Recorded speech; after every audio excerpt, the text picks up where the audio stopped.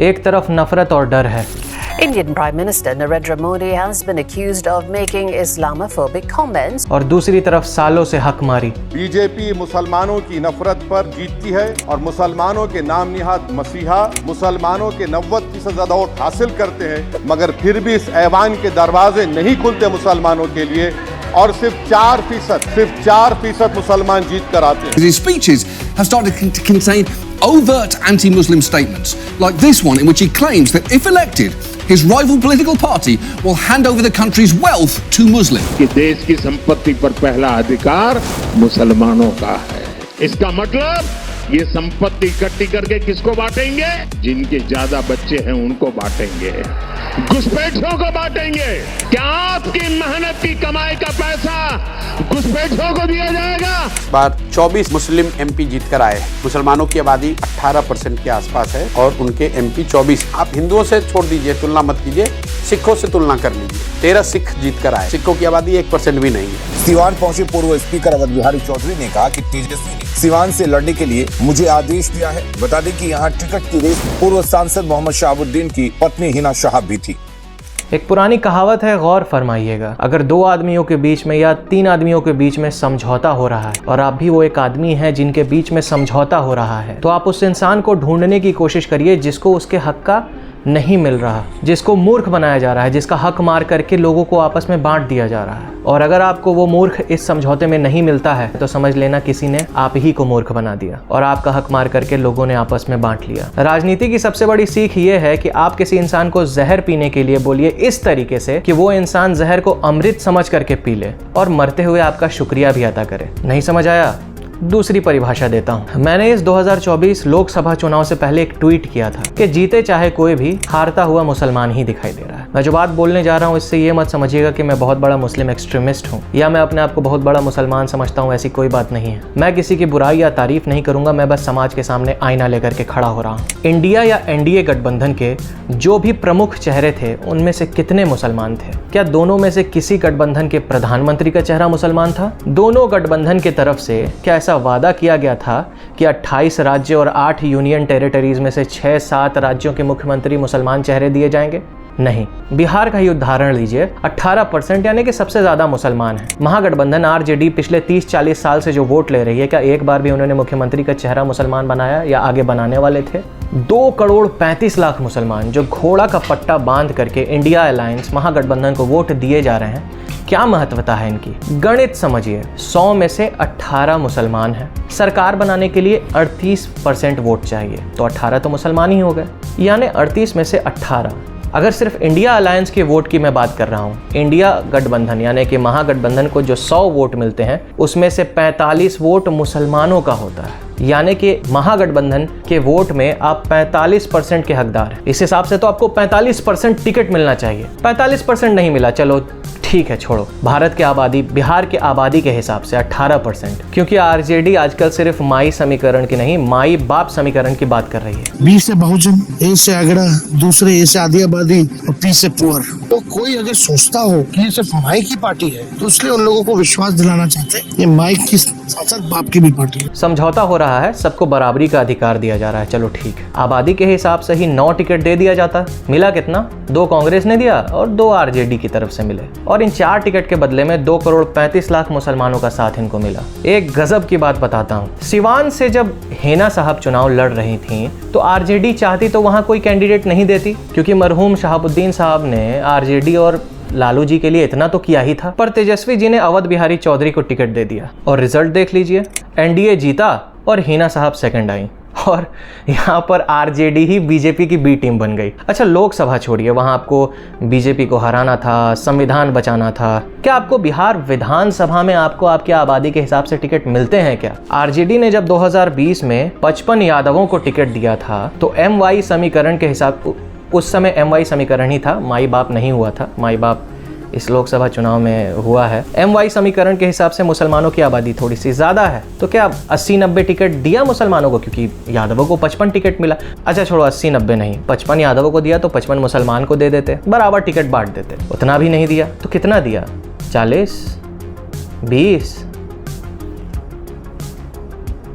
10 ticket दिया, दोनों हाथ काफी है गिनने के लिए। आपको आपके महागठबंधन में वोट के हिसाब से हर 100 में से 45, याद रखिएगा, ये आपकी हकदारी और भागीदारी हो सकती है। हर 100 वोट में से 45 वोट आपका है। आपको आपके वोटिंग परसेंट के हिसाब से टिकट नहीं मिलती है। 18% आबादी, आपको आपके आबादी के हिसाब से टिकट मिल जानी चाहिए, वो भी नहीं मिलती। मतलब साफ साफ कहना ये चाहते हैं कि सारे के सारे मुसलमान नाकाबिल हैं। नहीं नहीं नहीं नहीं नहीं नहीं, काबिल तो हैं, पर जैसे ही ये हक की आवाज उठाते हैं तो घर ही से एक आवाज आती है, देखो एजेंट निकल गया, LIC का नहीं बीजेपी का। इधर उधर दोनों तरफ देखिए, ये जो चुनाव हुए इसमें फायदा किसका? यादव, कुशवाहा, पासवान, स्वर्ण, किसी का भी हो, घाटा मुसलमान का। नेता कौन बड़े बनते हैं? वो जो कहते हैं मुसलमानों को हमारा साथ दो, हम भाजपा को हराएंगे, पर जैसे ही अच्छा मौका मिलेगा खुद भाजपा में चले जाएंगे। फिर उल्टा सीधा कम्युनल सांप्रदायिक बात करेंगे, फिर उससे अच्छा मौका महागठबंधन में दिखेगा, फिर वापस चले आएंगे। फिर बोलेंगे हम तो आप लोग को गलत नहीं बोलना चाहते थे, पार्टी का प्रेशर था, पार्टी ने बुलवाया, हम तो आपको आगे बढ़ाना चाहते हैं। अरे तुम हमको आगे बढ़ाना चाहते हो तो हमें लड़ने दो, तुम हमारा साथ दो। भाई आबादी हमारी, वोट हमारा, और नेता हमेशा हर बार आप ही बनिएगा, ये तो गलत बात। यकीन नहीं हो रहा, हकीकत है। आप मेंढकों को वोट दिए जा रहे हैं और उनसे वफादारी की उम्मीद रख रहे हैं। सब खेल रहे हैं आपके साथ। 2009 और 2014 में पटना साहिब से बीजेपी लगातार जीती। उम्मीदवार शत्रुघ्न सिन्हा जी 2019 तक बीजेपी से सांसद थे। 14 से 19 तो बड़ा दिक्कत हुआ मुसलमानों को बीजेपी से। फिर 2019 में बीजेपी से आए शत्रुघ्न सिन्हा जी को कांग्रेस ने टिकट क्यों दिया पटना साहिब से? नहीं, शत्रुघ्न सिन्हा जी अच्छे लोग हैं, तो फिर बीजेपी का साथ 10 सालों से क्यों दे रहे थे अच्छे लोग? प्रजातंत्र का सबसे बड़ा दोष ये है कि उसमें योग्यता को मान्यता नहीं मिलती, लोकप्रियता को मान्यता मिलती है। कांग्रेस को बाकी पटना के लोग आवारा नाकाबिल दिखाई दे रहे थे। जिस रामकृपाल यादव को पटना के मुसलमानों ने वोट दे दे करके RJD से MP बनाया था, वो भी बीजेपी में चले गए। जो उदय सिंह बीजेपी पार्टी से 2009 में पूर्णिया लोकसभा से जीते, 2014 में भी बीजेपी के टिकट से लड़े, फिर उसी उदय सिंह को पूर्णिया से 2019 में कांग्रेस ने टिकट दे दिया। अब जो अगला बता रहा हूं, अगर इससे आपकी आंख नहीं खुली तो पता नहीं किस चीज से खुलेगी। जय नारायण निषाद, बड़े नेता, मुजफ्फरपुर से 2009 में JDU से MP थे। 2014 में उनके बेटे अजय निषाद बीजेपी से लड़े और जीत गए। 2019 में फिर अजय निषाद बीजेपी के टिकट से लड़े और जीत गए। इनका एक बयान भी बहुत चर्चा में था, आपको शायद याद हो, कि पूरे देश में तबलीगी जमात ने कोरोना फैलाया है, जमाती आतंकवादी हैं और उनके साथ आतंकवादियों जैसा बर्ताव करना चाहिए। मदरसे के बच्चों को पंचर बनाने की शिक्षा दी जाती है। जो इस्लाम तौर पर यदि हम बात करें तो अभी भी आप अपने उस दोनों बयान पर कायम हैं कि जमाती आतंकवादी हैं और मदरसे में पंचर की शिक्षा दी जाती है? दोनों बयान पर आप कायम हैं? जी कायम है। जो हमने बोला है पूरा सर्वे करके जांच करके बोला। इसी अजय निषाद को इसी चुनाव 2024 लोकसभा चुनाव में जब बीजेपी से टिकट नहीं मिला तो सोचिए क्या हुआ होगा। कांग्रेस ने इनको टिकट दे करके वापस उम्मीदवार बना दिया मुजफ्फरपुर से। अब वहाँ के मुसलमान क्या करें भाई? या बीजेपी को वोट दें या उस इंसान को वोट दें जिसने आतंकी और पंचर वाली बात बोली। मैं कहता हूं कि दो रास्ते नहीं, एक तीसरा रास्ता भी बनाना होगा। ये तो मैं सिर्फ लोकसभा, सिर्फ कांग्रेस पार्टी और सिर्फ बिहार की बात कर रहा हूं। विधानसभा, RJD, JDU और पूरे देश में ऐसे सैकड़ों उदाहरण हैं। आप जिस पार्टी को वोट दीजिएगा वो गठबंधन बदल लेगा और जिस आदमी को वोट दीजिएगा वो पार्टी बदल लेगा। एक और बड़ी बात बता देता हूं, ध्यान दीजिए। सिखों की आबादी 1% से भी कम है और उन्होंने सांसद जिताए 13। हम 18% हैं और सांसद जीते 24। यानी अगर सिखों की आबादी हमारे बराबर होती तो वो 200 सांसद से ज्यादा जिता करके लाते। हमारी महागठबंधन के वोटिंग परसेंट के हिसाब से हमें 200 टिकट मिलने चाहिए थे, क्योंकि हर 100 में से 45 वोट मुसलमानों का। वोटिंग परसेंट छोड़िए, सबको लेकर चलने की बात हो रही है। आबादी के हिसाब से 18% यानी कि 100 टिकट दे देते। महागठबंधन छोड़िए, सारे गठबंधन, कुछ इंडिपेंडेंट पार्टीज, कुछ अलग गठबंधन, सभी को मिला करके 80 टिकट भी नहीं मिले आपको। पूरे इतिहास का सबसे बुरा चुनाव था ये मुसलमानों के लिए। कब मांगिएगा हक? मोटरी बांध करके जो हम वोट दे रहे हैं, कम से कम लोकसभा नहीं तो राज्यसभा में भेज दो। 25-50 मुसलमानों को भेज दो राज्यसभा में। बोलते हैं मुसलमान चुनाव नहीं जीतते। हाँ, मत दो टिकट, पूरा वोट ले लो, राज्यसभा में, विधान परिषद में भेज दो हमें। मंत्री बना दो। बना दोगे? कैसा समझौता है ये? याद रखिए और देखिए कि इसको मूर्ख बनाया जा रहा है। शुरुआत में बताया था ना, हर समझौते के बीच में एक नहीं भेजेंगे राज्यसभा, नहीं भेजेंगे विधान परिषद। क्यों? क्योंकि हमने ये मांग रखी ही नहीं। हमारी मांग ये है कि कुछ भी कर दो, भाजपा को हरा दो। हंसो, ढिंढोरा पीटो, भाजपा इस बार पूर्ण बहुमत से नहीं आई, चलो 1 मिनट के लिए मान लेते हैं कि महागठबंधन की सरकार बन जाती, तो क्या आप प्रधानमंत्री बन जाते? गृह मंत्री, शिक्षा, स्वास्थ्य, वित्त, कोई बड़ा मंत्रालय मिल जाता क्या आपको? अगर इसका जवाब आपको लग रहा है हाँ है, तो फिर शायद आप इतने बड़े वहम में हैं कि उसको हम नहीं तोड़ सकते हैं। देश के मंत्रालय में से 18% बजट मुस्लिम मंत्रियों को दिया जाता क्या? देश नहीं तो बिहार के 2,56,000 करोड़ में से जब 2020 में महागठबंधन की सरकार थी तो 50-60 हजार करोड़ मुस्लिम मंत्रियों को दिया गया था क्या? 50 और 60 तो दूर की बात है, 10 भी नहीं मिला था। मात्र 6,000 करोड़ का मंत्रालय मिला था मुसलमानों को। और इस समझौते को आप समझ रहे हैं, सही समझौता है। एनडीए जब जीत करके आती है तो मुस्लिम मोहल्लों का और शहरों का विकास नहीं करती, क्योंकि तो आप जान ही रहे हैं। और जब महागठबंधन जीत करके आती है तो भी आपके शहरों और मोहल्लों का विकास नहीं करती, क्योंकि वो जानती है कि करे ना करें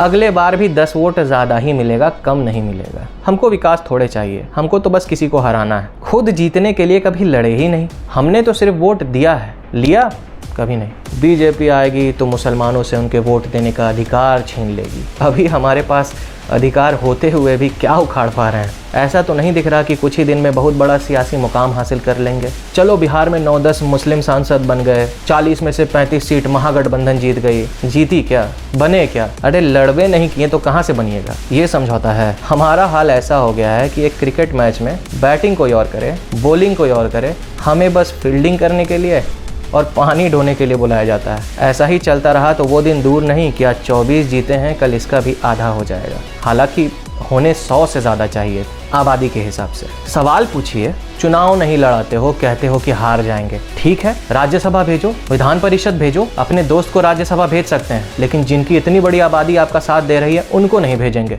एक पक्ष से तो आपको कभी सम्मान नहीं मिलनी और उसका कारण आपको मालूम है, और दूसरे पक्ष से भी आपको नहीं मिलती सम्मान, क्योंकि बिना बुलाए आप जूता चप्पल उतार करके वहाँ पे पलथी मार करके बैठे हुए हैं। और इनको मालूम है सम्मान करें चाहे बेइज्जत करें, रहेंगे तो ही हमारे ही साथ। पहाड़ को हिलाना ज़्यादा आसान है, आपको हिलाना बड़ा मुश्किल है। एक जगह घूमने गए तो किसी ने मजाक में बोला कि अगर फेविकॉल की बिक्री कम हो जाए तो ये अफवाह फैला देना कि आरजेडी और मुसलमानों को फेविकॉल से जोड़ा गया है। इतनी मजबूती से चिपका देख लोग वापस फेविकॉल खरीदना शुरू कर देंगे। बड़ा बनने के लिए मौका देख करके दूसरे पक्ष से समझौता किया जाता है और आगे बढ़ा जाता है। अगर कोई राजपूत, यादव, कुशवाहा समाज का नेता हो और उसको यहाँ महागठबंधन में मौका नहीं मिले तो वो दूसरी तरफ गठबंधन में जा करके अच्छा मौका पाएगा और कुछ बन जाएगा। हम ये नहीं बोल रहे हैं कि एनडीए में ही चले जाइए, अपना खुद का भी कोई रास्ता तैयार किया जा सकता है। बढ़ा 2 ही तरीके से जा सकता है, अच्छा मौका देख करके समझौता बदलो या अपना खुद का रास्ता तैयार करो। 2025 में बिहार में विधानसभा चुनाव होने जा रहे हैं। अगर आप अपना हक पाना चाहते हैं तो लंबा संघर्ष करना पड़ेगा, और विधानसभा में संविधान नहीं बदला जाता है, तो कोई हारे कोई जीते, देश के नियम कानून से विधानसभा का कोई लेना देना नहीं है। जहाँ पर भी 20% से ज़्यादा आबादी है वहाँ पर अपने फर्जी रहबरों से मांग रखिए, बोलिए कि अगर आपको टिकट नहीं मिला तो आप पूरे समाज में अपने तरफ से बैठक रखेंगे और किसी काबिल उम्मीदवार को चुन करके उसी को सारा वोट दे देंगे। किसी को भी लड़ाई लड़नी होगी तो आप ही से लड़नी होगी, याद रखिएगा। थोड़ी हिम्मत करके और बहुत मेहनत करके मैंने ये वीडियो बनाया है, और अगर आपने यहाँ तक देखा है मतलब आपने पूरा देखा है। कहीं ना कहीं आपको शायद बात मेरी सही लगी होगी, तो इस वीडियो को अभी के अभी शेयर करिए, व्हाट्सएप पे करिए, अपने फेसबुक पे करिए, कमेंट वगैरह लाइक वगैरह करिए, ताकि ये वीडियो ज़्यादा लोगों तक पहुँच पाए, ताकि अगली बार अगर मैं वीडियो बनाऊँ तो कुछ ज़्यादा लोग देख सकें। क्योंकि अभी मैं सोच रहा हूँ बिहार के बहुत सारे मुद्दों पर कुछ बोलूँ, तो अगली बार शायद थोड़े ज़्यादा लोग देख पाएंगे। इस वजह से इसको जितना हो सकता है शेयर करिए। और याद रखिएगा, ना 17 ना 19, 18 मतलब 18।